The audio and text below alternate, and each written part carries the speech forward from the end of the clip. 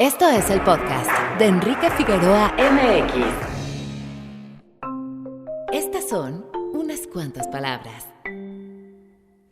Cuando el cine nació, a finales del siglo XIX, se desarrolló en el marco de una cultura occidental europea.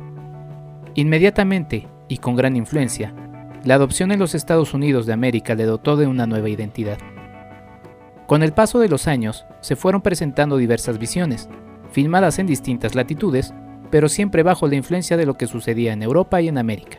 ¿Qué hubiera pasado si el cine hubiese nacido en México? ¿Qué hubiese sucedido si las narrativas visuales fueran más cercanas a nuestra propia cultura?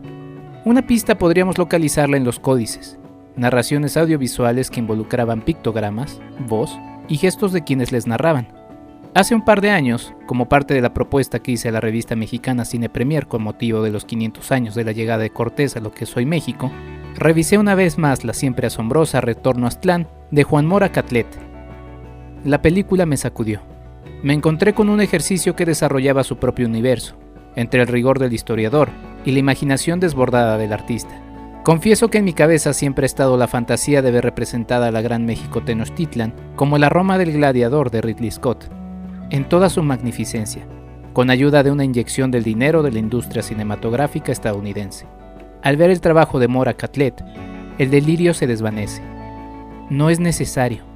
Con un ejercicio menos ostentoso, más artístico y poético, el realizador mexicano consigue regalarnos nuevas imágenes de lo prehispánico, para darle vida así a un mito que deambula precisamente entre lo artístico y lo poético. Adiós a las convenciones técnicas. Hola a las interpretaciones metafóricas, desde el vestuario y el maquillaje hasta la música y la fotografía. En un mundo dominado por el poder del capital, se nos ha olvidado el valor de la imagen, de la imaginación visual. Es difícil imaginarse del todo cómo lucía la capital mexica en todo su esplendor. Afortunadamente para ello, nos queda la lucidez de la imaginación.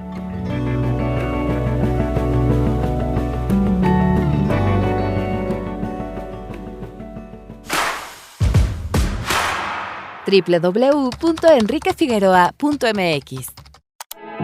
Bienvenido. Este es nuestro invitado de la semana.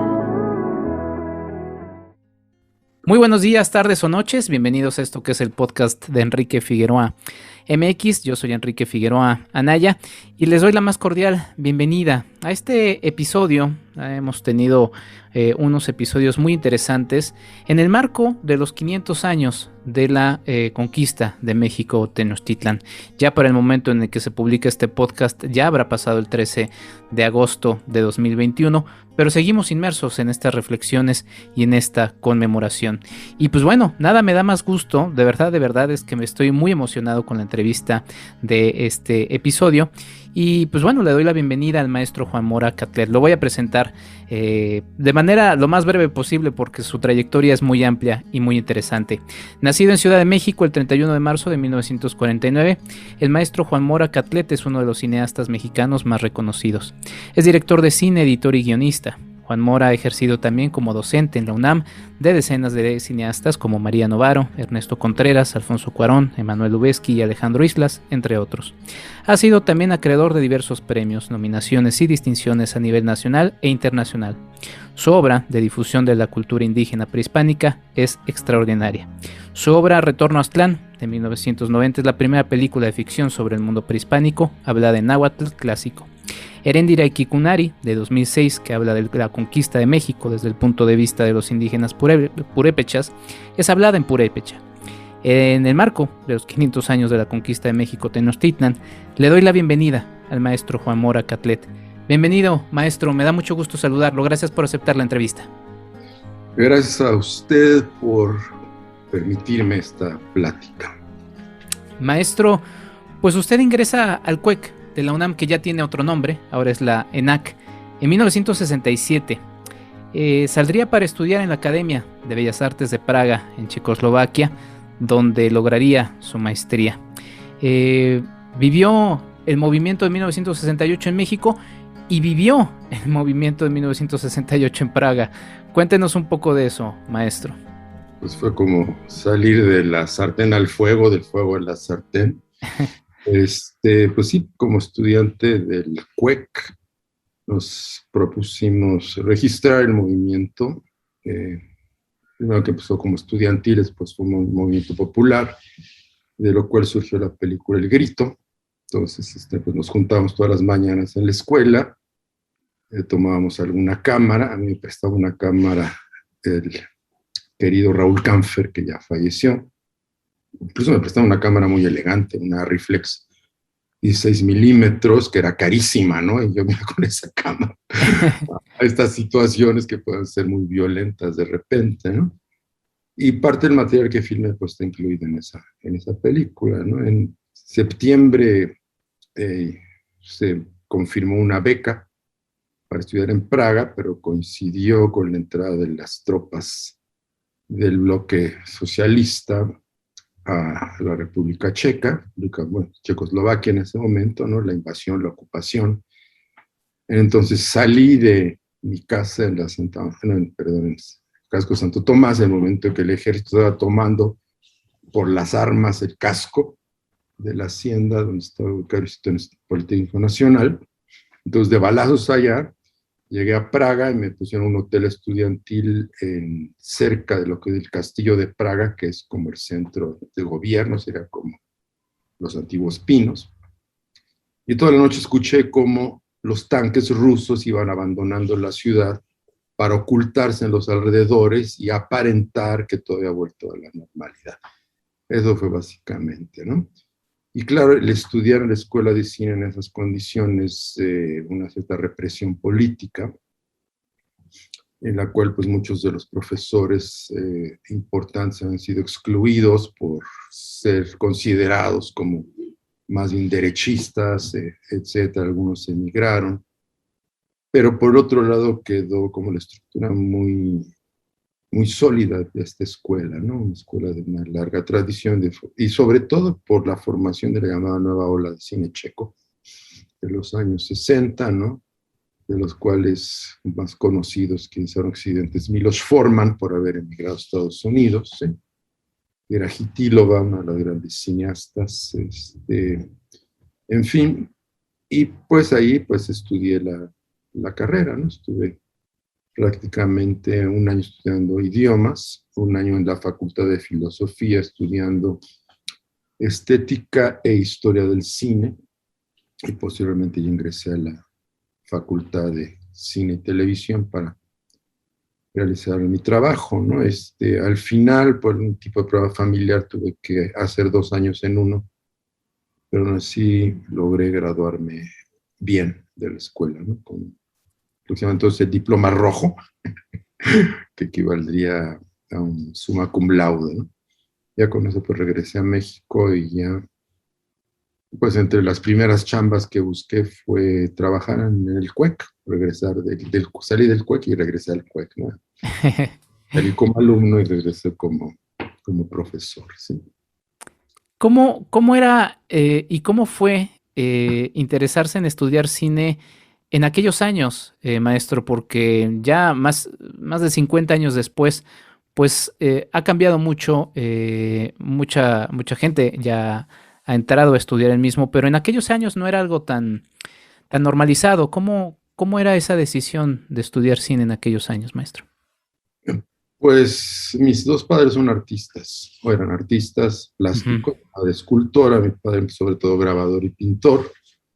Mi madre Elizabeth Catlett es considerada la escultora afroamericana más importante del siglo XX en los Estados Unidos, aunque desarrolló gran parte de su obra aquí en México. Y también pues dio clases en lo que era entonces la Escuela Nacional de Artes Plásticas, hoy la FAD, formó muchísimos de los artistas mexicanos contemporáneos. En escultura, ¿no? Mi padre trabajó muchísimo ilustrando revistas, materiales para la Secretaría de Educación Pública. Hizo una serie sobre los héroes nacionales que se imprimió para los muros de las escuelas rurales, no sé si se acuerdan, había unas escuelas prefabricadas que llevaban al campo. Entonces, todas estas figuras de los héroes nacionales conocidas por estos alumnos de escuelas rurales, pues eran obras de mi padre, ¿no? Vamos a trabajar en el taller de gráfica popular, que es un movimiento artístico social, donde se trabajaba al servicio de las organizaciones populares, ¿no?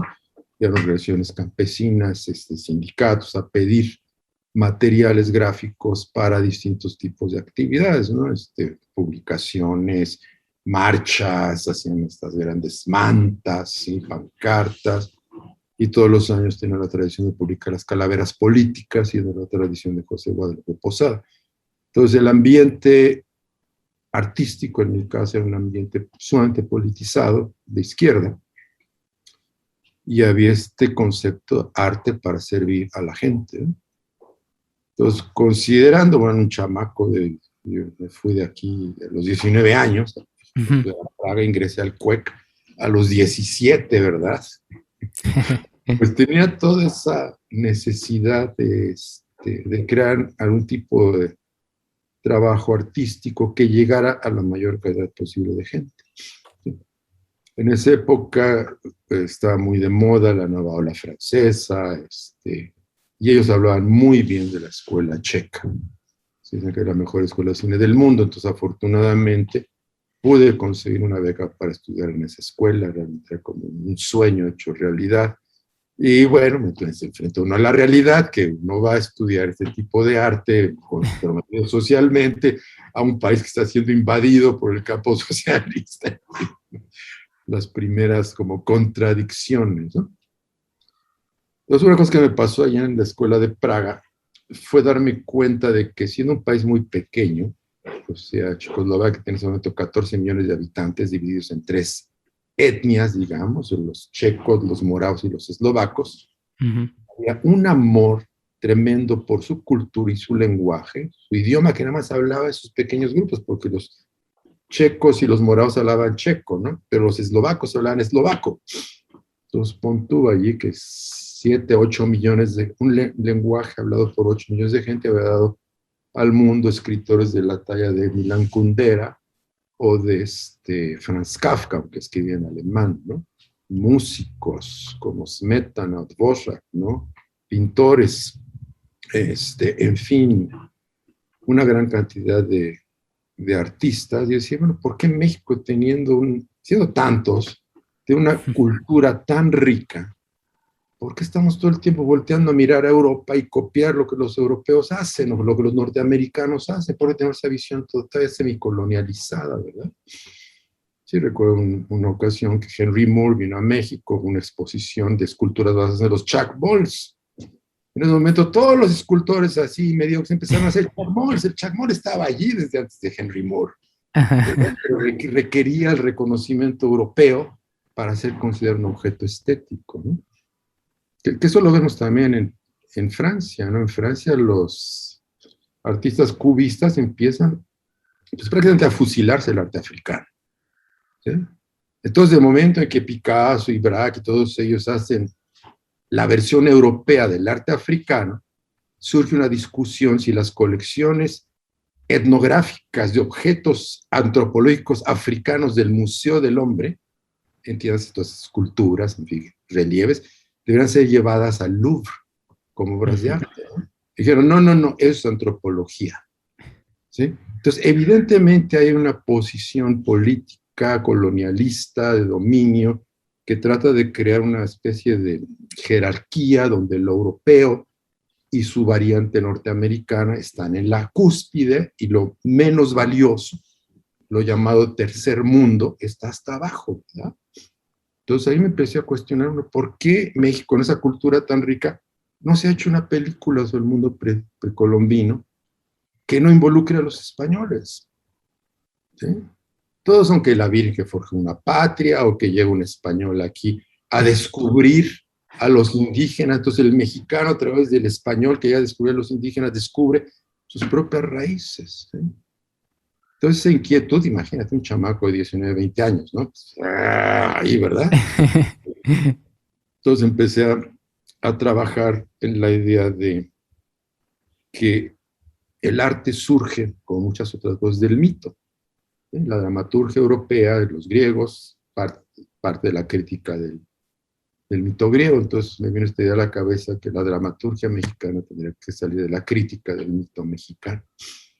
En sus inicios menciona, y ya mencionó a Raúl Kampfer, quien es justamente alguien que también le ayuda a reconocer la riqueza cultural. Cuéntenos un poquito qué fue lo que le enseñó de la cultura prehispánica y cómo fue este momento, también un poco alargándolo con lo que ya menciona de lo que vio en Checoslovaquia y de todas estas dudas y pensamientos que estuvo reflexionando.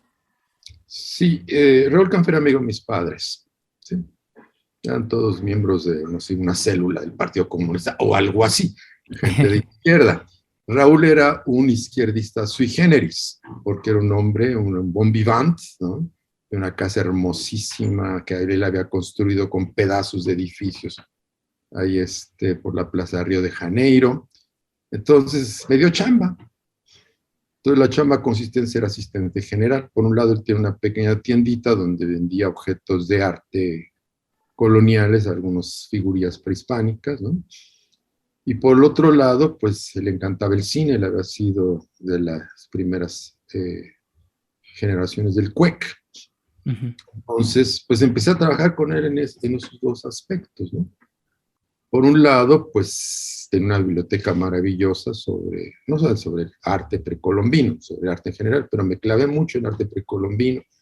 Ahí leí por primera vez estos códices sobre la leyenda de los 5 soles, en fin, ¿no? Veía los objetos, aprendí a distinguir las distintas culturas precolombinas, ¿no? Esto es olmeca, esto es mexica, esto es tlatilco, etcétera, ¿no? Y por otro lado, pues trabajar con él en cine, ¿no? Le colaboré de alguna u otra manera en edición, en idear un guión que se llamó después Ahora sí tenemos que ganar, sobre los cuentos que Flores Magón publicaba en el periódico Regeneración, ¿no? Y a partir de esos cuentos, pues construyó una historia de la revolución desde el punto de vista magonista, ¿no? En el cual yo fui como asistente de dirección y después como editor, ¿no? Bueno, eso fue después de Praga, ¿no? Pero básicamente fue pues por esa relación amorosa, pasional con el mundo prehispánico, ¿no? ¿Sí? Y con lo que ya mencionaba entonces, empieza a gestarse en su cabeza la idea de retorno a Aztlán. Cuéntenos un poco de ello. Pues México tiene muchísimas naciones, por llamar de una manera indígenas, ¿no? Uh-huh. Y todas estas, algunas sobreviven de una forma más o menos pura desde la colonia en la medida que han sido más aisladas. Algunas se han mestizado muchísimo, ¿no? Algunas mantienen en su inconsciente colectivo ese mundo y esa cultura, no se dan cuenta que es algo que proviene de hace muchos años, ¿no? Bueno, de siglos. Por ejemplo, estudiando sobre los colores de los dioses, me di cuenta que en provincia, en muchos pueblos, hay casas pintadas con los colores de diversos dioses prehispánicos, ¿no? Amarillo y azul, rojo y negro, en fin, ¿no? Uno le pregunta a la gente, bueno, ¿por qué la pintó de ese color? Pues porque me gusta. ¿Qué está haciendo inconsciente? Está invocando la protección de un dios de Tlaloc, yo qué sé, Chalchutlicue, de alguna diosa sobre su hogar. ¿Sí? Entonces, aunque no queramos, somos eso. Es una gran parte de nosotros, ¿no? Claro, la colonia trata de, pues, desintegrar esa cultura, ¿no? Pero lo único que hace es una sobreposición, ¿no? Hay este día, primero freudiana, después junguiana, que está el consciente, luego está el inconsciente personal, y abajo está el inconsciente colectivo, que es el arquetípico tan viejo como la especie, ¿no? Y un poco así nos funciona nosotros. Aquí estamos mexicanos modernos occidentales, ¿verdad? Muy europeizados y agringados, y hablamos inglés y francés, y nos vamos a la Sorbona, y cuando podemos triunfar en Cannes, ¡wow! Ya triunfé en Venecia, o me voy a Salt Lake City, allá a Sundance, ¡wow! Ya soy un gran cineasta. Pero abajo de esto el inconsciente. ¿Sí? No dicen malinchistas, ¡oh! Nos ponemos todos terriblemente enojados, ¿verdad? Y nos dicen que tenemos la cultura indígena, nos enojamos todavía más, pero ahí está. ¿Sí? El mito originario de estas culturas vive en nosotros. Lo queramos admitir o no lo queramos admitir. Siendo de la Ciudad de México, pensé, bueno, pues Gran Tenochtitlan, pues empecemos a establecer este proyecto de la dramaturgia mexicana a partir de lo que me es más cercano, ¿sí? El mundo azteca, ¿no? Entonces ahí fue donde empecé a trabajar concretamente en un proyecto que no sé si voy a lograr, ¿no? Que era hacer como películas basadas precisamente en época prehispánica, en la conquista, la colonia, primeros años del guión que he estado trabajando ahora, ¿no? Así irme, ¿no? La época de Maximiliano, que es muy, muy interesante para mí, ¿no? En fin, no sé si voy a poder hacer todo eso, la vida es corta, pero ahora es lo mejor, ¿no? Entonces empecé, regresando, bueno, allá en Checoslovaquia, pues traté de trabajar un poco esta idea, entonces hice un pequeño guión que resultó más como una tragedia griega, que como algo prehispánico, pues claro, era toda mi formación en ese momento. Regresando a México me puse en contacto, gracias a una amiga, con Felipe Solís, que en ese momento era el jefe de la sala mexica del Museo de Antropología, y él me orientó en una investigación. Me dijo, lo primero que tienes que hacer es deshacerte de todos estos conceptos occidentales y dejar de enmarcar el mundo precolombino a través de sus conceptos occidentales, ¿no? Por ejemplo, mundo precolombino, no hay tal cosa, mundo es mundus, sí. Es una esfera. Para los mexicas, el cosmos era como un edificio, ¿no? Creo que eran 13 cielos y 9 infiernos, por llamarlas de alguna manera, ¿no? Lo que está arriba, lo que está abajo, todos conectados por los volcanes. Entonces, desde allí, ¿no? ¿Cuál rey, cuál emperador? No era eso. Tlatoani, el que habla por todos, ¿sí? Y así poco a poco me fui metiendo, por un lado, a pues como la teoría general sobre el mundo prehispánico, leyendo varios autores modernos, curiosamente muchos de ellos europeos, ¿no? Dolores Sejourné, por ejemplo, ¿no? Y mexicanos, ¿no? Como Miguel León Portilla o López Austin. Entonces, una vez que tuve ese panorama, ya me dijo, ahora puedes ir a las fuentes. Entonces empecé a leer ya de una manera mucho más sistemática a Durán, a Fray Bernardino de Sahagún, ¿sí? En fin, los textos recopilados en el siglo XVI. Y ahí fue encontrando una tesis doctoral de Franz Gilmore que se llama Motecuzoma Ilhuicamín, el flechador del cielo, que era una especie de biografía comentada del primer Motecuzoma. Y ahí encontré esta pequeña historia donde él manda a sus brujos sacerdotes a la búsqueda de Aztlán, que sacó Gilmore de Durán. Entonces me metí en Durán, y en Durán encontré esa historia y una segunda historia, que era de la Gran Sequía.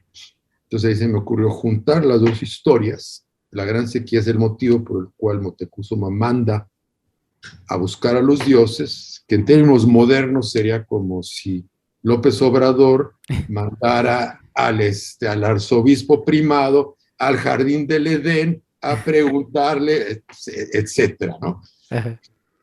O sea, de ese tamaño era el asunto. Sí. Entonces me pareció maravilloso esta mezcla entre el mundo mítico y el mundo de lo cotidiano, entre lo trascendente, lo que Jung llama el espíritu de las profundidades, con lo que llama el espíritu de los tiempos, ¿no? Y esto estructurado no en una forma dramática, sino la estructura circular del mito de los 5 soles. Esta estructura circular es detectada dentro de lo que se llama los mitos chamánicos. Es un trabajo que desarrolla sobre todo, ahorita no me acuerdo, ¿no? En fin, o sea, hay estructuras circulares, ¿no? Entonces se crea un sol, es una humanidad, el sol destruido por otro Dios, se crea otro sol, se crea otra humanidad más perfecta y así hasta llegamos al momento actual donde tenemos el 5º sol que va a ser destruido también por terremotos. Este pensamiento circular es común, de acuerdo a Carl Jung, a muchas de las llamadas ciudades primitivas, ¿no? Sí, los griegos, por ejemplo, vivían con ese pensamiento circular, ¿sí? ¿Por qué? Porque observamos el día y la noche, el ciclo de la vida, las estaciones, todo es circular, no es hasta el medioevo que creo que es San Agustín que plantea una teleología, ¿no? La idea de que hay una evolución dictada por Dios hacia un perfeccionamiento, ¿sí? Y ahí es donde empieza la idea de la evolución, ¿no? Pero en el mundo prehispánico, en la mitología prehispánica, no hay una idea de evolución, hay una idea de retorno, o como dice Nietzsche, el eterno retorno, volvemos a vivir lo mismo, ¿sí? Claro, en diversos niveles, más que verlo como un círculo, yo le digo una especie de espiral. Entonces así estructura el guión, ¿sí? sobre esta estructura más de la mitología prehispánica, con materiales de la mitología prehispánica, intentando llegar a un concepto de cómo ellos interpretaban el mundo. No verlo a través del europeo que llega, no. ¿Cómo podían verlo ellos? Yo sé que era una apuesta muy arriesgada, ¿sí? Y como apuesta muy arriesgada, fue una apuesta difícil de lograr, ¿no? Finalmente y tristemente el cine pues es costoso y depende tristemente del capital, el maldito capital, ¿no? Eh, y bueno, en 1986 recibe la beca de la Fundación John S. Guggenheim para poder realizar pues esta película, pero cuéntanos un poquito de ese proceso, porque eso es lo que pues a uno luego le frustra y dice, híjole, es que ¿por qué? Y luego ve cosas en las carteleras que tienen presupuestos absurdos y dice, pero ¿por qué? Bueno, pues por un lado es enfrentarse al racismo cultural mexicano. Y ahorita los Obrador puso de moda el indigenismo, bla, bla, bla, bla. A mí me parece una medida totalmente demagógica, paternalista, ¿no? El mal sentido de demagogia, ¿sí? De engaño. Pero pues sigue predominando esa visión, ¿sí? Esa visión racista, ¿no? Entonces, una vez que pude terminar el guión, o sea, primero me costaba mucho trabajo escribirlo, ya dije, bueno, no lo voy a hacer mejor de lo que lo voy a hacer, ¿verdad? Hay que hacerlo. Pues escribí el guión, no con la idea de a la mejor hago no, voy a hacer la película. Entonces, una vez con el guión, pues empecé a acudir a diversas instituciones, ¿no? Entonces, en una me dicen, aztecas, mejor haz algo que pase en México, París o Londres, ¿no? México, París o Londres. Y en O en ese Santa orden, Fe o en la Condesa, ¿no? Ahora. bueno, sí, pues sí, conectado con el espíritu de los tiempos, ¿no? Entonces, pues apliqué, me fui a Nueva York y empecé a buscar, ya que no encontraba apoyo en México, fui invitado por una asociación de amistad con Latinoamérica, donde me pidieron presentar unos de mis cortos, los documentales sobre Manuel Álvarez Bravo, y el director de esta institución entonces me sugirió que me fuera a lo que se llamaba la Biblioteca de las Fundaciones. Y es donde se me reúne todo el material de lo que las fundaciones apoyan. Y dijeron, bueno, busca fundaciones que hayan apoyado cosas similares a lo que quieres hacer. Entonces me puse a hacer esta investigación y encontré que la Fundación Guggenheim apoyaba ese tipo de proyectos, ¿no?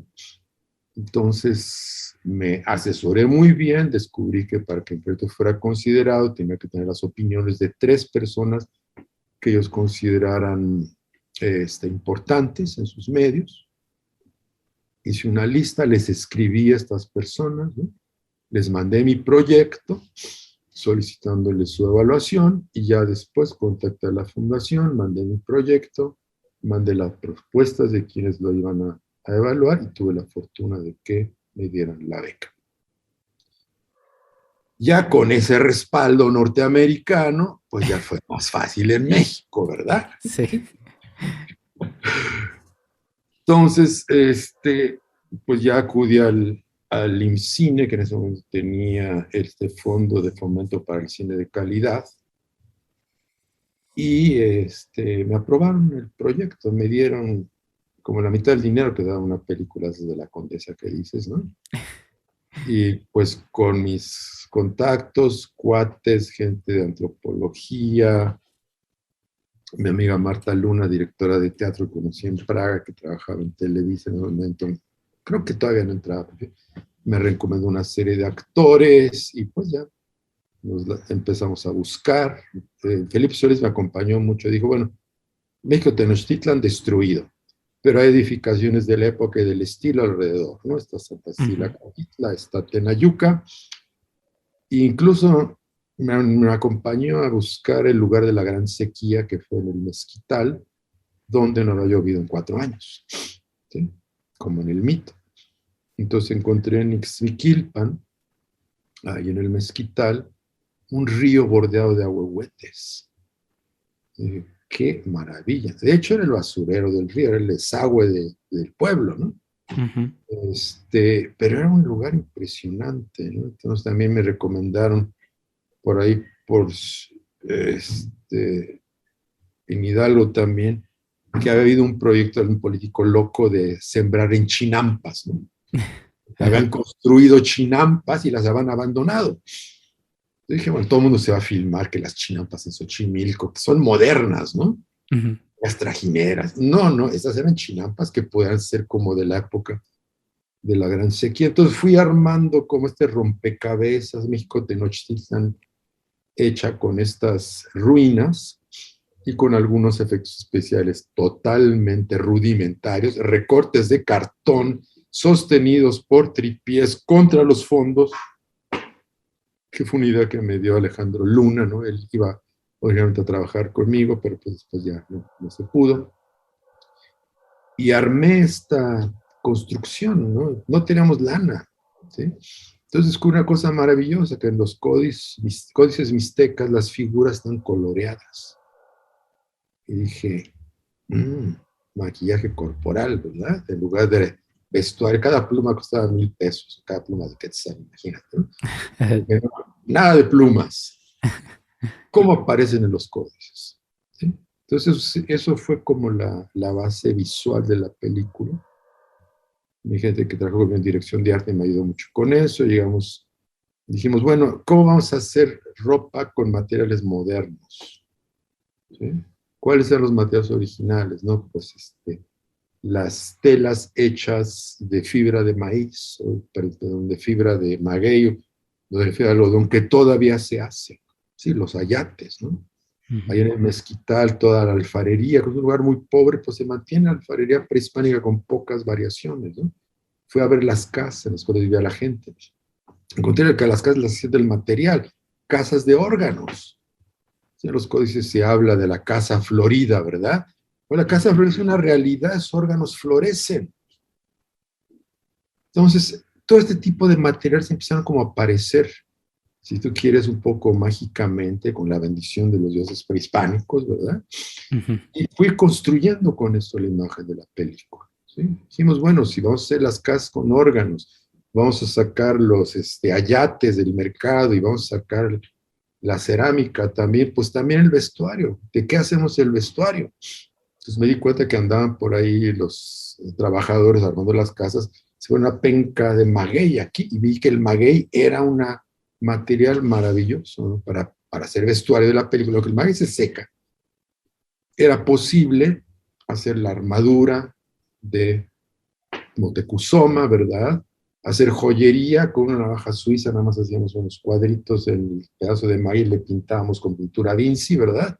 Y así fuimos construyendo una imagen que era un poco, pues, sui generis, una imagen extraña, pero hecho con los materiales con los que la gente en esa época actualmente construían su vida, ¿no? Y esto yo creo que se terminó de completar porque cuando trabajamos con los maquillajes corporales que diseñó Julián Pizá, que habían desarrollado un maquillaje a base de tierras, porque si no iban a aparecer mimos europeos, ¿no? Con crema, ¿no? Sino esa tierra que se craquelaba, pues el actor que iba a ser el personaje principal lo pintamos de amarillo, con signos de Olin sobre el cuerpo. Todo eso se puso una postura como de esculturita de barro prehispánica. Tomamos fotos de las luces y en el momento que se levanta, todo se rompe y empieza a caer tierra. Y dije, ahí está la solución. ¿Sí? Mis personajes van a ser como objetos arqueológicos recién desenterrados. Y de esa manera se integran muy bien con las ruinas de las pirámides. ¿Sí? Porque no era como que vamos a hacerla a la Spielberg y vamos a reinventar lo que era la imagen del mundo prehispánico. Pintar las pirámides. ¿Quién sabe cómo era? ¿Sí? Hay descripciones verbales, ¿no? Algunos dibujitos. Pero cómo era realmente ese mundo, no lo saben ni lo vamos a saber nunca. No es que invente una máquina del tiempo, ¿verdad? Pero no hay forma. Sí, y todos esos elementos pues, le dan una identidad propia y muy particular a la película. La verdad es que, justo como dice, maestro, estamos tan acostumbrados a toda esta parafernalia, otra vez del Capital, el maldito Capital, ¿no? Todos los efectos, el show, el espectáculo.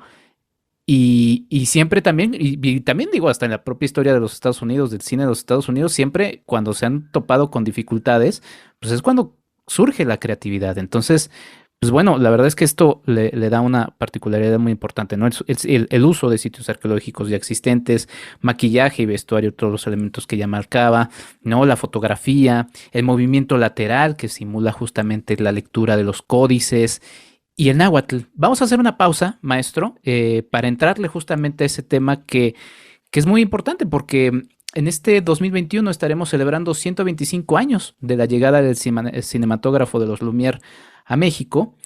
Y estamos hablando que para 1990, finales del siglo pasado, apenas se está haciendo una película hablada completamente en náhuatl, ¿no? Y bueno, ya si hacemos el recuento de los daños, habrá que revisar qué ha pasado desde entonces. Estamos en el podcast de Enrique Figueroa MX, estamos hablando con el maestro Juan Mora Catlet, estamos en este episodio que he nombrado, si me permite el maestro, igual que su película, Retorno a Aztlán. Ya regresamos a esto que es el podcast de Enrique Figueroa MX. Hablemos de diseño y construcción con el arquitecto Jorge Figueroa Márquez.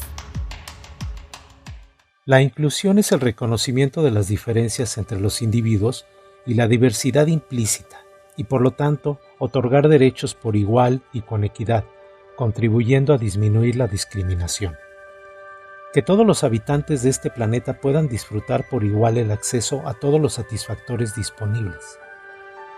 La arquitectura inclusiva comprende en su programación, planeación y diseño a usuarios con distinta capacidad motriz o sensorial y garantiza su accesibilidad en forma funcional a los diferentes espacios. Por ejemplo, con equipamiento como pasillos y andadores de anchos adecuados, rampas, guías táctiles, barandales de apoyo, plataformas móviles, elevadores, señalética táctil y auditiva. En cuanto a la vivienda se refiere, hay que pensar que todos envejecemos o enfermamos en algún momento, y ello nos reduce las condiciones de movilidad y las plantas bajas deberían contar con los espacios necesarios para poder desempeñarnos adecuadamente en nuestra vida diaria. La normativa de construcción de la Ciudad de México define en sus objetivos los alcances y obligaciones de los diseñadores y constructores en el Manual de Normas Técnicas de Accesibilidad. El Reglamento de Construcciones para el Distrito Federal establece como objetivo particular reafirmar que la accesibilidad es una obligación de los constructores y que todo permiso, manifestación o licencia de construcción de obra nueva, de modificación o rehabilitación debe cumplir con los requisitos estipulados por el Reglamento de Construcciones para el Distrito Federal y sus normas técnicas complementarias. Es de destacar los compromisos de inclusión y sostenibilidad para el ámbito público y privado que actualmente existen, en donde la creación de espacios y edificios deben incluir en su diseño y ejecución un código de accesibilidad universal, el cual es además vinculatorio con los tratados internacionales que se tienen a través de la Organización de las Naciones Unidas. En el ámbito económico existen beneficios en la creación de espacios productivos y comerciales inclusivos con carácter de accesibilidad universal, considerando por un lado el capital intelectual y la mano de obra calificada que existen en estos grupos con capacidad distinta, capaces de integrarse a la producción de bienes y servicios, y por el otro lado el universo de consumidores que representan dentro del mercado de consumo, bajo la premisa que a mayor accesibilidad a un bien o servicio, mayor consumo. La inclusión es un valor democrático y de responsabilidad social. El valor de la inclusión en la arquitectura radica en la voluntad y acción de diseñar pensando en el otro, descifrarlo, considerar los modos y experimentación de su vida, conocer y comprender sus necesidades, sus limitantes, sus placeres, sus fobias, su concepción del espacio, presentir lo que disfrutará en el futuro espacio, utilizar la empatía arquitectónica. Todos, en algún momento de nuestra vida, hemos sido, somos o seremos discapacitados, en algún sentido, desde la infancia en que nuestros traslados suelen ser asistidos en carriolas, hasta aquellos eventos de salud y edad avanzada en que la capacidad de nuestro cuerpo será disminuida y demandará dispositivos y condiciones distintas. En términos de arquitectura y accesibilidad, en esos momentos seremos parte de ese grupo necesario de inclusión. Pensemos siempre en el otro. Es cuestión de bienestar común. Hasta la próxima. Hablemos de diseño y construcción con el arquitecto Jorge Figueroa Márquez. Sigue a Marc y Mazá en @marquiamx en Facebook y en Instagram. @EnriqueFAMX en Twitter.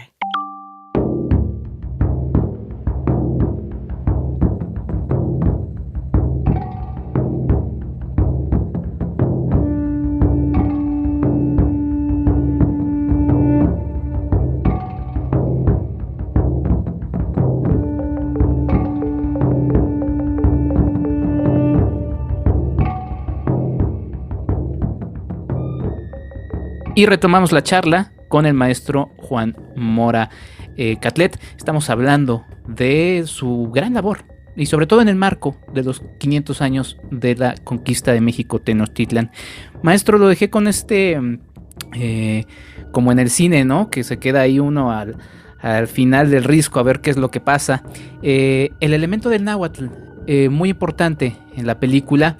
Estamos acostumbrados también por ver siempre un cine subtitulado, porque pues, nos llegan las películas de los Estados Unidos subtituladas en inglés, pero es como cuando uno se adentra, no sé, a Chiapas y de repente está en un camión y se siente como extranjero porque es el único que está hablando español ahí y hasta le da pena hablar español, ¿no? Y se siente en una nación extraña, pero está en su propio país. Cuéntenos de este elemento del náhuatl, maestro. Bueno, el pensamiento, lo que diríamos la vida del alma, se expresa por la palabra, que es de las pocas cosas que sobrevivió de ese mundo. Sí, gracias a Sagún y otros nahuatlatos que recopilaron ese material en el idioma original del siglo XVI, no es el que se habla contemporáneamente, ¿no? Porque pues como todo lenguaje, tuvo evolución, y como el náhuatl, que era la lengua franca, la lengua que hablaba toda Mesoamérica previo a la llegada de los españoles, es sustituido por el español. Entonces el náhuatl se queda aislado en las comunidades y tiene desarrollos distintos. ¿Sí? Plantearse hacer la película en náhuatl, ¿en cuál? Cruz, Guerrero, Ciudad de México, ¿en cuál? ¿Sí? Porque si lo hacen uno, el otro no te entiende. Entonces eso fue la idea de regresar al náhuatl clásico. Además es el idioma en el cual están escritos muchos de estos materiales, ¿no? Se refleja precisamente ese espíritu. Una cosa que me llamó mucho la atención del tema de estos cuentos, o historias, o narrativas, o leyendas, o como quieras llamar, que era precisamente este cuestionamiento de la historia. ¿Sí? La historia, ¿a quién la escribe? Los vencedores. Pero queda en la memoria oral otro tipo de historia. ¿Sí? Una memoria oral que me hubiera gustado que hubieran sido así las cosas. Generación por generación se va transformando y se va mitificando, ¿verdad? Entonces, en ese sentido, el uso de la palabra me parecía esencial. Estudiando un poco el náhuatl es difrásico, quiere decir que se utilizan dos palabras para aislar un concepto. ¿Sí? ¿Cómo se dice corazón yolotl? ¿Sí? Como si de movimiento olin. Olin yolisli, el arte. El corazón en movimiento. ¿Sí? Entonces, al hacer una traducción literal, parece un idioma muy poético, ¿verdad? por todas sus referencias indirectas a los conceptos. ¿Okay? Entonces yo traté de escribir un poco los diálogos de la película, basándome precisamente en las traducciones de estos textos prehispánicos. No me inventé yo los textos, sino busqué en los tomos de la poesía náhuatl de Ángel María Garibay, antiguo abad de Tepeyac, ¿verdad? Textos ad hoc para la película. Fue relativamente fácil encontrarlos y conocerme en los parlamentos. La película se filma en español. ¿Por qué? Porque ya con todo el trabajo y el poco pago que les daba a los actores, exigirles que aprendieran náhuatl, Sí. fuera de proporción, no eran tan fanáticos. Además, trabajando en las condiciones que trabajamos, ¿no? Prácticamente desnudos en el desierto. Era pesado, ¿no? Cuando veo la película, evidentemente sonido guía, ¿no? Porque pasan aviones, camiones, burros, cosas no prehispánicas, Sí. alrededor, ¿no? Pues ese sonido destruía la película, ¿no? El español, el sonido moderno, etc.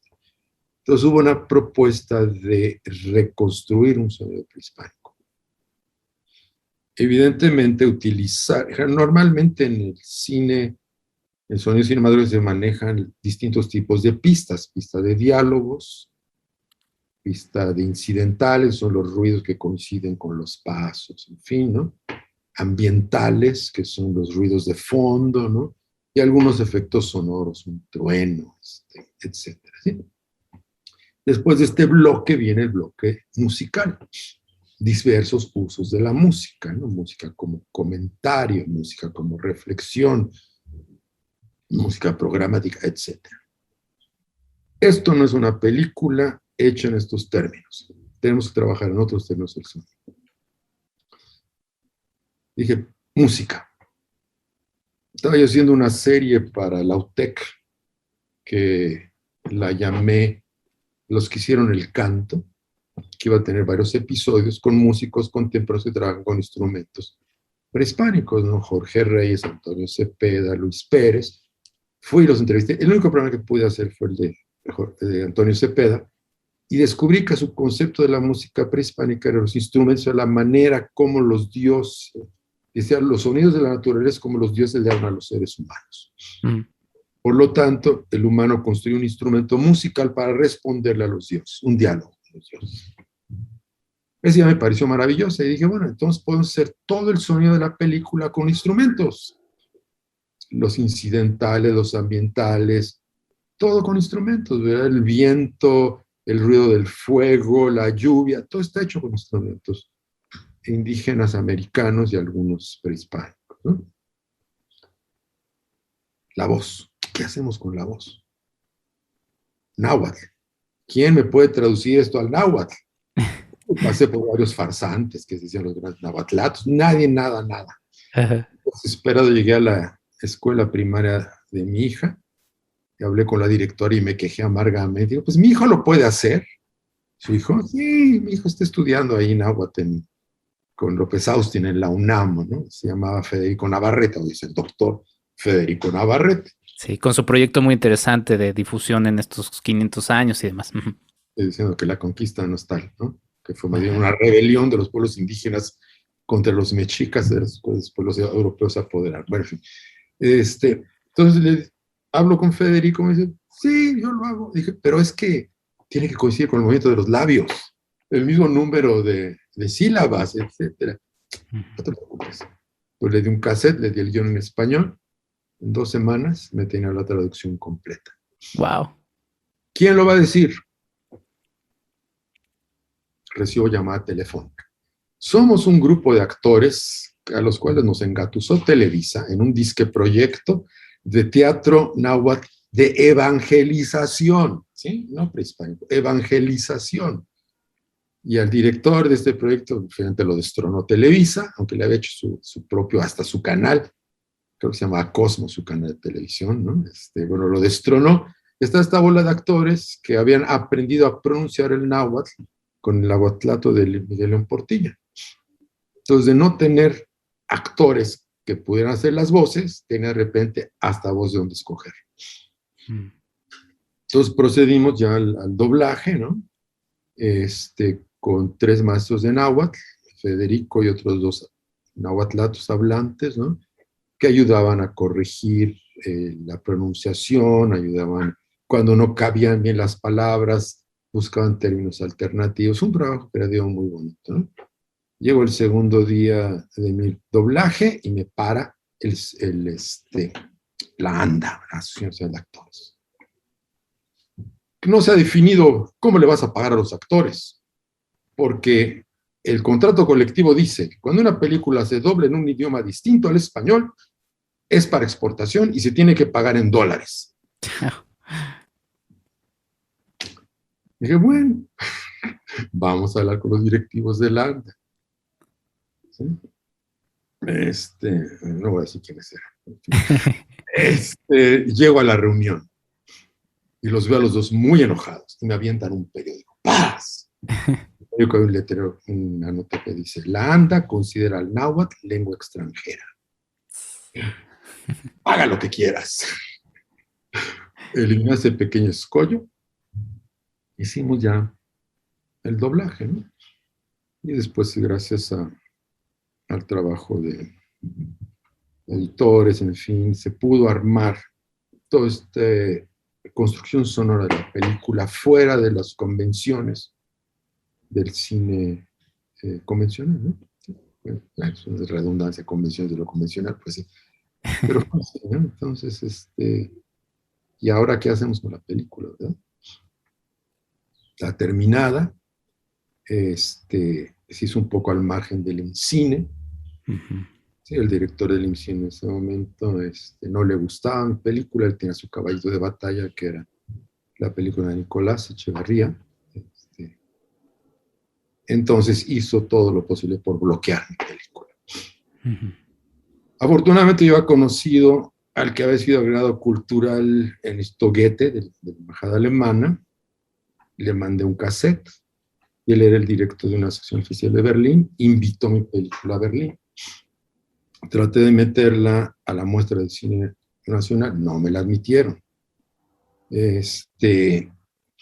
Gracias a eso, Ayala Blanco hizo un artículo maravilloso, hablando maravillas de Retorno a Aztlán, ¿no? Ayala Blanco, que siempre destruía el cine mexicano. Impresionó mucho a un crítico que tenía un programa en Televisa, entonces me invitó a su programa. Y a lo del programa me dice: oye, ¿vas a ir a Berlín? Pues, mi cine no me quiere pagar el boleto. Alemania me invita, me pagan la estancia, pero el país tiene que pagar el boleto, y ellos dicen que no tiene nada que ver con mi película. En fin. Okay, lo vamos a arreglar. Entonces, a la mitad de la entrevista me pregunta: oye, ¿vas a ir a Berlín? No, pues que el IMCINE no me quiere apoyar, pues a ver si los cuales hacen una colecta. Llego a mi casa en la noche, llamada de IMCINE: Juan, los malentendiste, aquí está tu boleto y un dinero para gas. Y así fue siempre. ¿Por qué se estrenó la película? Porque le gustó a un amigo del entonces delegado del Distrito Federal. Entonces, todo el apoyo a Juan Mora. Entonces, el Departamento Federal me pagó una campaña publicitaria enorme, entrevistas, esto, y logró un estreno en el cine latino para 2,000 personas. Ni modo, el director de IMCINE tuvo que ir. Fue el día en que los gringos iniciaron su llamada Guerra del Golfo, entonces hay una gran manifestación frente a la embajada norteamericana, y el cine latino estaba cerquita, ¿no? Entonces el administrador se asustó y cerró el cine, y al final de cuentas se amontonó la gente para ver la película. Pues le había hecho mucha publicidad el Distrito Federal, entonces tuve que abrir las puertas, puse un pequeño conciertito de Antonio Cepeda, arranca la película, al final apoteosis, cerca al director de IMCINE, le dicen: ¿cuándo la va a estrenar? Y el otro no le quedó otra más que estrenarla. Y todas las semanas que se mantuvo en cartelera, como 8 semanas o 9, declaraba: ha de haber muchos estudiantes de antropología en el país para mantener la película en cartelera, ¿no? Y así fue siempre contracorriente. Pues está este racismo, ¿no? Uh-huh. Pero la película le gustó a la gente. Esta película rara, de estructura rara, sin realmente una historia de amor, sin la colonia Condesa. Y a partir de Berlín empezó a hacer recorridos europeos con mucho éxito, ¿no? Incluso me invitaron a un recorrido en Austria, donde tuve una experiencia maravillosa, ¿no? Pues la película fue por muchos pueblos. De hecho, fue a través de una relación religiosa, entonces me quedaba siempre en monasterios, muy interesantes. Llegué a un pueblito en la frontera con lo que era Yugoslavia, que se llama Klagenfurt, y ¿qué veo en la plaza del pueblito? Un dragón y Hércules matando al dragón. Llega la esencia del mito, aquí estamos, ¿no? Pasa la película, y al terminar, sesión de preguntas y respuestas, pero nadie pregunta nada, ni nadie se va, están todos ahí sentados, ¿no? Entonces, rollo, y finalmente, bueno, ¿qué les pasa? Entonces se levanta y dice, oye, pues, es que vinimos a ver entretenimiento y tú nos zampaste un rito mágico, mítico de iniciación, estábamos consternados. Dije, ¿cómo es posible que un mito prehispánico le llegue a estos austriacos europeos, ¿no? Y ahí me dije, pues Carlin tenía razón, hay un inconsciente colectivo, los mitos de todos los pueblos son los mismos, con formas distintas. Entonces, aunque les hables en otro idioma, sueño en otro idioma, con mi querido exalumno, pero se entiende. Entonces, hay otro tipo de comunicación en el cine que no es la literal de la historia, y bueno, que normalmente se maneja en el cine comercial, ¿no? Una comunicación profunda. En el momento en que toqué temas del espíritu de las profundidades, pues de una otra manera le llega a la gente, ¿no? Y la película no ha muerto. Muchas de las películas que participaron en esa muestra donde no me quisieron dejar entrar, o que ganaron Arieles, unos Arieles donde no me quisieron premiar porque dice que mi película no era ficción, sino un documental, ya murieron. El Retorno a Aztlán sigue ahí, ¿no?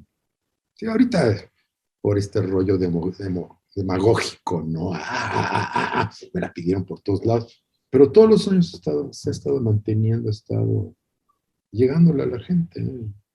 Sí. Yo creo que es labor de un cineasta, ¿no? Sí.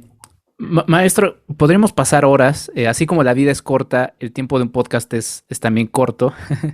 Le extenderé una invitación próxima a otro proyecto donde hablamos de cine e historia para seguir platicando, pues, de todo el Retorno a Aztlán, pero yo no quiero terminar este episodio sin hablar de Heréndira y Quikunari, porque también en Retorno a Aztlán, pues está presente este hecho, ¿no? En donde se queman unos textos, se reinterpreta la historia, y también la propia Retorno a Aztlán lo que busca es un ejercicio de contrarrestar las versiones dominantes de la misma.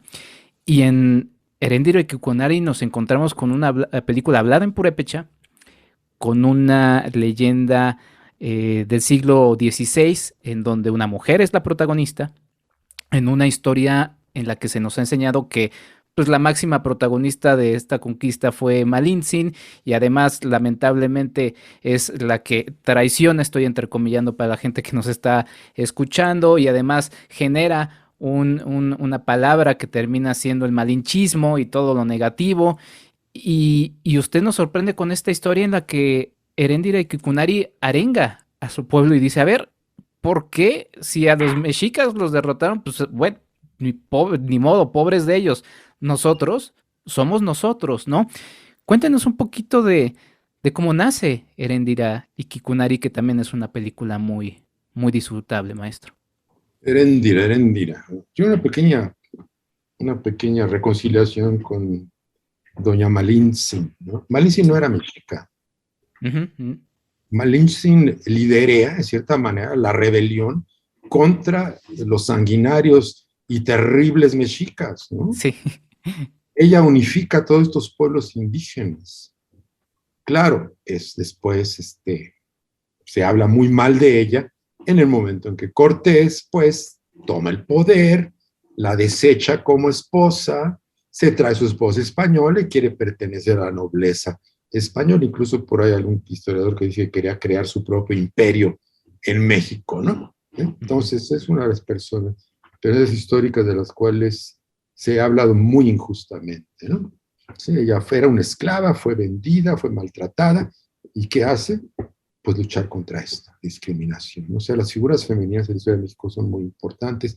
Entonces, cuando veo en el mural de O'Gorman en Pátzcuaro a una mujer sobre un caballo blanco enfrentando a Nuño de Guzmán, digo, wow, esto es un material para... Sí. ¿no? Luego me entero que no existe en la historia oficial, ¿verdad? Solamente es recopilada dentro de la tradición oral. Y en la tradición oral también hay una parte de la historia que no me gusta nada, que es que supuestamente después de que termina todo este episodio de la guerra con los españoles, y que Heréndira se iba a bañar al lago de Cuitzeo para emblanquecer su piel y ser agradable a un español. Eso no me gusta. Lo que me gusta es pues la situación de la mujer en el mundo indígena prehispánico no era muy buena, ¿no? ¿Sí? Era una manera de establecer alianzas, tener hijos, en fin, ¿no? Entonces el hecho de que aparezca una mujer guerrera me parecía muy importante de hablar de esto, ¿no? Entonces ahí es donde surgió la historia, ¿no? Y gracias a Federico Navarrete, que me pasó ahí unos textos sobre la historia de Heréndira, pude seguir mi proyecto. Vamos ahora a hablar de la conquista, ¿no? Ahora, a diferencia de los mexicas, que es una cultura que fue destruida, aunque eran pedacitos por aquí y allá dispersos, ¿no? La cultura purépecha es una cultura viva, porque hubo este tratado con los españoles de que los iban a dejar preservar rasgos de su cultura siempre y cuando se sometieran al cristianismo. Entonces sucede eso, bajo el agua son totalmente prehispánicos, mis queridos amigos purépechas. Entonces, el problema fue llegar a ellos, establecer un diálogo con ellos, al principio estaban muy cerrados, no querían saber nada de mí, ¿no? Después de un rato logré finalmente establecer este contacto y ahí recibir una ayuda maravillosa, ¿no? Hice unas traducciones de los textos al purépecha. Ahora sí la película se filmó en purépecha. Algunos actores no lo hablaban bien, entonces el doblaje corrigió esos asuntos. Tuve afortunadamente el apoyo del gobierno del estado de Michoacán, que entonces era el gobernador Cárdenas Batel, que había creado una especie de Secretaría de Asuntos Indígenas, con los cuales me comunicó. Entonces hubo como muchas más facilidades, ¿no? Y después está pues todo este mundo representado en la relación de Michoacán, escrita aparentemente en siglo XVI, en la cual se mantienen mucho, aunque falta toda la primera parte sobre los dioses, que fue eliminada, quién sabe por qué, ¿verdad? Pero eliminaron, ¿no? Se mantienen muchos de los usos y costumbres que sobreviven. Recuerdo que el texto decía los que se casaban por amores, ¿no? Entonces el muchacho raptaba a la chica, se iba a vivir con ella un rato y después regresar y pedía el perdón al padre. Y el padre tenía dos opciones: perdonarlo, con lo cual el chico tenía que trabajarle gratis durante cuantos años al papá, o se fueran. Llegamos a un pueblo con mi guía, y una gran conmoción. ¿Qué está pasando? Es que ese chavo le va a ir a pedir perdón al papá de la chica. Siglo XX, una costumbre registrada en el siglo XVI, viva. ¿Sí? Entonces ese puente fue maravilloso, porque entonces mis colaboradores purépechas, que trabajaron tanto como actores, como asesores, en fin, pues eran más conocedores del tema, ¿no? Entonces yo tenía un problema: ¿cómo represento a los españoles? Estamos muy acostumbrados a señor con armadura, sobre caballito, barba y que no se ha bañado en meses, ¿no? Bueno, esa parte nunca la muestran. Esa no la muestran, ¿verdad? Que eran unos mugrosos, que trajeron plagas, que decimaron la población mesoamericana. Creo que de 24 millones, sobrevivió 1 millón de personas. Es una masacre. Y ese millón de personas mantuvo su cultura. Bueno, fuera de ese problema, ¿cómo lo represento? Entonces, me enteré que iba a haber un festival de cultura purépecha, para purépechas, no para turistas. Entonces, me lancé para allá y vi una danza en la cual representaban a los españoles, con máscaras, con bastones, con cabecitas de caballo. Es una danza sagrada, ¿no? Pues, ¿para qué me invento yo algo si los purépechas me están enseñando cómo ven a los españoles, ¿no? Entonces de ahí surgió la idea arriesgada en un cine que convencionalmente es naturalista, realista, ¿no? De estilizar, ¿no? Entonces, para manejar toda estilización, ruinas, grandes dibujos recortados, sacados de los códices, máscaras, este juego entre el mito, la realidad, el volcán, el Paricutín, sobre todo el volcancito Zapicho, que es donde filmé la muerte de los dioses crucificados, ¿no? Bueno, en fin, otra locura, ¿no? Y aquí pues ya tuve que incluir, como ya es presencia europea, un poquito más de dramaturgia europea, ¿no? Un poco más del viaje del héroe, un poco más del reconocimiento. Sobre todo la película se trata de eso, del reconocimiento. Heréndira es una mujer no reconocida. ¿Cuál es su rol en la vida? Casarse con fulanito, tener sus hijos, alimentarlos, tejerle ropa, y es su rol.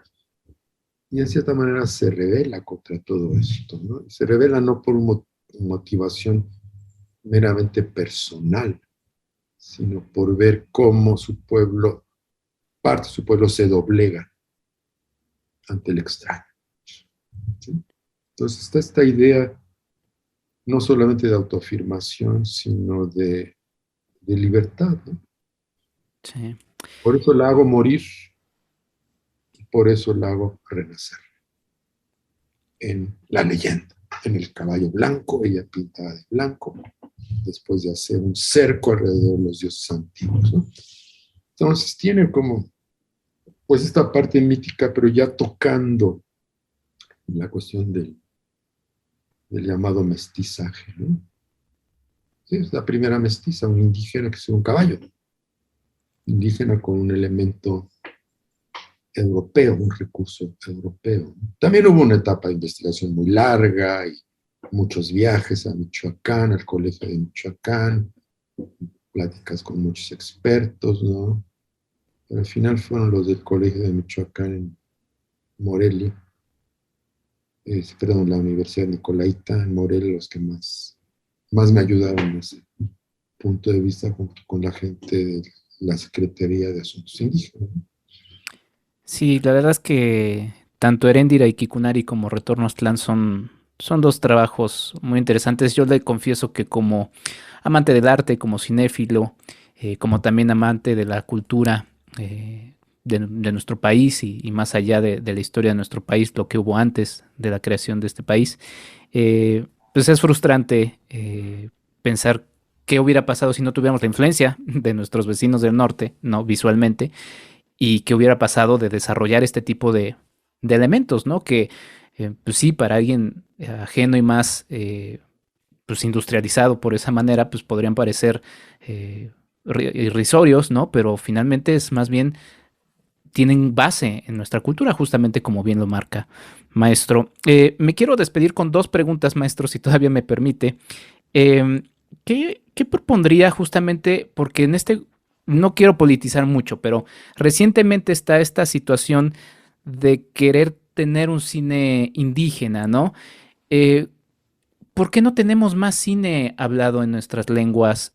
¿Por qué no tenemos más cine para estas poblaciones?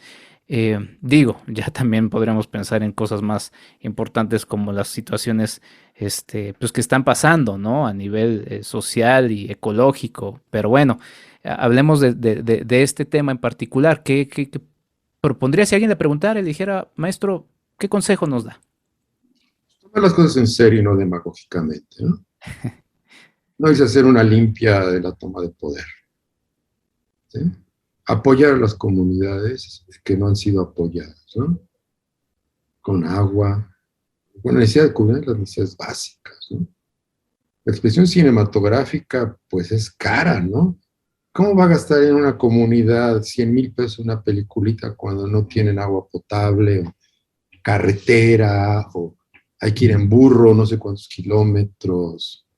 ¿Sí? Hay dos modelos en el sentido que me parecen bastante importantes. Uno en Brasil, que se llama, creo que el cine de las aldeas, y otro en Canadá, que se llama Wapikoni Mobile, donde un grupo de cineastas va a las comunidades indígenas y entrena a la gente en la técnica.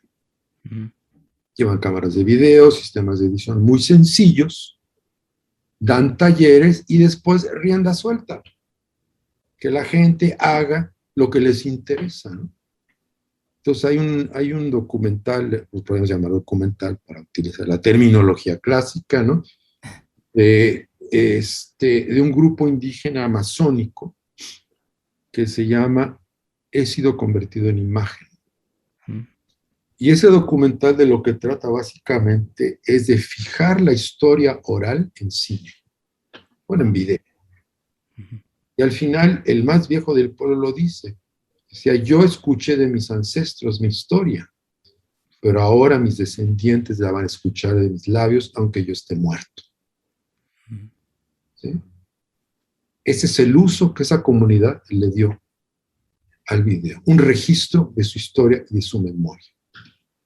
Sí, está dividido en varios capítulos. Hay un capítulo sobre la historia que es muy interesante porque recuperaron material firmado por antropólogos para mostrar cómo vivían ellos durante el encuentro con los mestizos, ¿no? Sí. Y así ahí tienen su sitio web, ¿no? Búsquenlo, Cinema das Aldeias, creo que se llama algo así, ¿no? O el de Wapikoni Mobile también, ¿no? Y ahí es indígena. Yo participé ya en un par, uno en México y uno en Perú, en festivales del cine de los primeros pueblos, ¿no?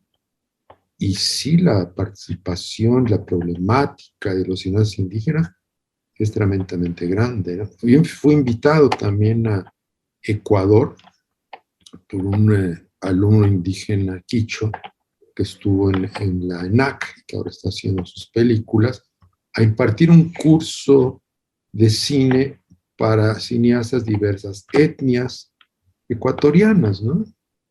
Sí, había gente hasta del Amazonas, había gente de Quito, había gente de varios, y formamos un grupito de trabajo muy interesante, ¿eh? O sea, por ejemplo, las comunidades amazónicas mandaban gente mayor. ¿Por qué? Porque recibir una beca para ir a estudiar algo había que merecerlo. Las comunidades de Quito o de lugares cercanos mandaban jovencitos. Sería interesante hacer estos equipos de trabajo con un señor cincuentón y un chamaco de 20 años, ¿no? La participación femenina era impresionante. ¿Sí? Bueno, si eso puede hacer Ecuador con 5 pesos, ¿por qué México no? ¿Por qué no está tomando en serio? Qué fácil. Hago una convocatoria para cineastas indígenas y les voy a dar 5 puntos de más. Primero, es una idea demagógica. O está buscando ganarse a la gente con una dádiva. Y en segundo lugar, es discriminatoria. Porque está diciendo en igualdad de condiciones, el indígena o la mujer o los voluntarios requieren que se les dé una ventaja. ¿Por qué? Porque son discapacitados o qué onda, ¿no? ¿Sí? Haber sido o seguir siendo producto de una discriminación que viene, pues, previa a la colonia, ¿no? Yo no le echo la culpa a los europeos de esto, ¿no? Son las situaciones de la estructura social. No se va a arreglar con dándole 5 puntos más a alguien en su guión por ser tal o cual afro-mexicano, indígena, mujer, o lo que sea, ¿no? ¿Sí? Se da con preparación. Porque queremos cineastas indígenas, pues hay que crear talleres para cineastas indígenas, ¿no? ¿Que hay que ir a las comunidades a impartir el taller? Bueno, quizá en algunos casos, como sucede en este proyecto amazónico, ¿sí? O quizá lo mejor sea invitarlos a una de las grandes escuelas de cine estatales, ¿no? Al CCC o al ENAC. y allí establecer un taller con los mejores profesores, ¿verdad? Era Mario Luna, Tony Kuhn, que les dio cinefotografía, ¿no? Traer, bueno, guionistas excelentes, traer editores, darle las herramientas, ¿sí? Hacer estos talleres, no tienen que durar más de un mes. Y ahora, armados que con celular y con un sistema de edición sencillo, regresa a tu comunidad a hacer cine, ¿no? Pues eso sería como una idea, pero pues de la ejecución o la intención política más allá de la demagogia, pues sería necesaria, ¿no? Sí, sin duda, maestro. Pues para cerrar, a 500 años de la conquista de México, Tenochtitlan, De la ¿cuál es su rebelión de los reflexión? pueblos indígenas contra los mexicas. ¿Cuál es su reflexión sobre esta rebelión, maestro? Pues que se creó un México muy complejo. ¿Sí? ¿Cuántas son? Como 50 y tantas etnias indígenas con sus culturas, idiomas, mitologías, problemas de sobrevivencia actuales, ¿no? Las concentraciones en las grandes ciudades, ¿no? Con sus cinturones de miseria. Y a pesar de toda esta problemática, pues hay una creatividad impresionante. Es una, pues sería que me vea yo como los románticos del siglo XVIII, XIX, ¿no? Pero esta potencia creativa está ahí. Y la cosa es que hay que encauzarla. Y para mí, por eso trabajo en las escuelas de cine dando clases, es la educación. Siempre he dicho, el mayor enemigo del poder es la educación. Por eso el poder siempre invierte más dinero en guardias nacionales que en educación. ¿Sí? Ellos están en su lucha por el poder. Pero creo que la educación. Y uno de los vehículos educativos más poderosos es el cine.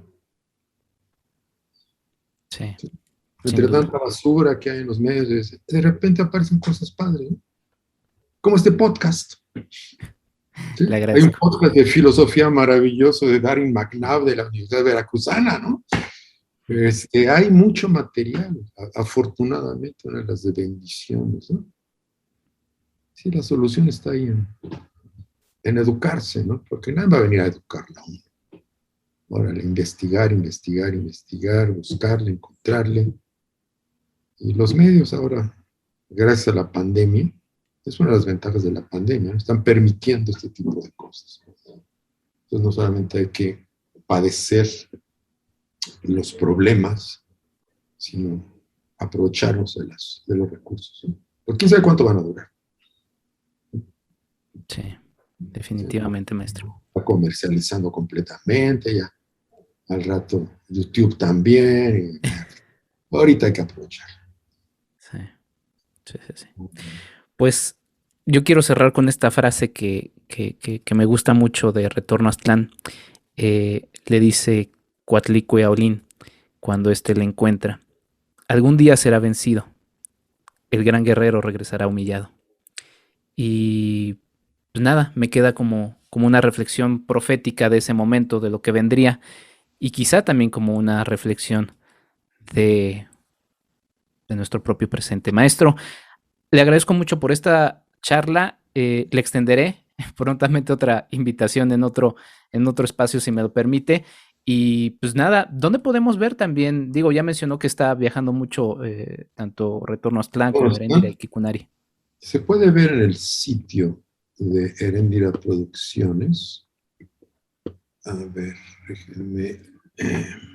Porque la verdad es que es un buen plan para estos días sentarse a ver estas dos películas que son muy disfrutables. Sí, ahorita ya está está en Vimeo. Está en Vimeo. ¿Sí? Busquen el sitio herendiraproducciones.com.net o simplemente busquen en Vimeo Retorno a Aztlán. ¿Sí? Ahí lo pueden ver, también pueden ver el Quikunari, pueden ver mi última película, La Ira o El Seol. Sí, Bueno, También una película muy interesante que reflexiona sobre una lucha personal que tuvo. personal y acompañado por mucha gente, ¿eh? Sí, totalmente, totalmente. No se Bueno, puede luchar solo. Y si algo nos lo ha enseñado, es también la pandemia, ¿no? Sin duda. Maestro, pues muchas gracias, maestro Juan Mora Catlet, por esta charla, por este regalo que significa toda esta serie de reflexiones y pues mucho éxito con todo lo que emprenda y sabe que aquí tiene su casa y muy encantado de poder seguir difundiendo su trabajo y su labor. muchas gracias. Pues nosotros nos vamos a esto, que es todavía la parte final de este podcast, el podcast Enrique Figueroa MX. Ya regresamos. Nuestra recomendación para el fin de semana. Con ganas de más cine para reflexionar la caída de México Tenochtitlan hace 500 años, además de las ya comentadas Retorno a Aztlán y Heréndira Iquikunari de Juan Mora Catlet, acá les van 3 extraordinarias propuestas también de cine mexicano. La primera es Barroco, cinta de 1989 de Paul Leduc. Muy experimental, la propuesta de Leduc resulta diferente para entender la complejidad de dos mundos desiguales que se hicieron uno. La clave, la enorme riqueza musical de ambos universos. Sin diálogos, usando la fotografía como elemento cohesionador de esta experiencia tan ecléctica, la película es de una absoluta belleza. Como plus, que la propuesta abraza también a la herencia africana, por cierto, mayoría en los primeros años de migración hacia territorio no hispano. Barroco la pueden encontrar en Amazon Prime Video. Una segunda propuesta es Desiertos Mares de José Luis García Gras. Una ruptura amorosa sirve como el pretexto perfecto para que un guionista recuerde el momento en el que su padre abandonó el seno familiar. Esa ruptura se une entonces a la otra que estaba escribiendo él para una película, la de la caída de México Tenochtitlan en 1521. En un momento Juan, el guionista, llora su duelo en una noche lluviosa frente a las ruinas del Templo Mayor. Sí, en su muy personal noche triste, que no victoriosa. Desiertos Mares forma parte del catálogo de Filmin Latino. Finalmente, una de mis favoritas, Epitafio de Yuleno Laizola y Rubén Imas. Diego de Ordaz, por órdenes de Hernán Cortés, emprende un viaje junto a 2 hombres más hasta la cúspide del volcán Popocatépetl. El objetivo, encontrar azufre necesario para la guerra. El obstáculo, la montaña humeante, viva, que les hará difícil el trayecto. Íntima, bellamente musicalizada, la historia es una metáfora de las dificultades a las que se enfrentaron los conquistadores de la Gran México Tenochtitlan. Sí, Epitafio se puede disfrutar también en Amazon Prime Video. Hasta aquí las recomendaciones del fin de semana. Si bien hay más, lamentablemente no todas se pueden revisar en línea.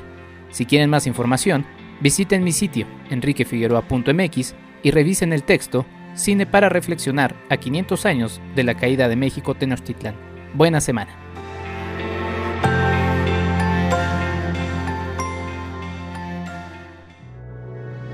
¿Quieres ayudarnos a hacer más contenido? Tu apoyo es fundamental. Entra a www.patreon.com/Enrique Figueroa MX y elige entre las muchas recompensas que tenemos para ti.